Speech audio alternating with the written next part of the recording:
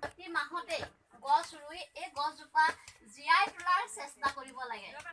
আৰু লগতে আমি কণ কণ শিশুসকলকো এই পৰিৱেশ সংৰক্ষণ কেনেকৈ কৰি ৰাখিব লাগে সেই বিষয়ে শিকাব লাগিব।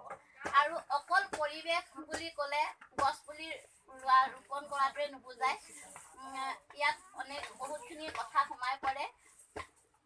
আমি যিখিনি বস্তু এতিয়া পলিথিন আমাক ব্যৱহাৰ কমাই কৰিব কৈছে। আমি যিটো বিস্কুট খাইছো এই বিস্কুটৰ ভিতৰতো চাব আপোনালোকে চিলভাৰ মানে কালাৰ, চিলভাৰ কালাৰৰ ভিতৰত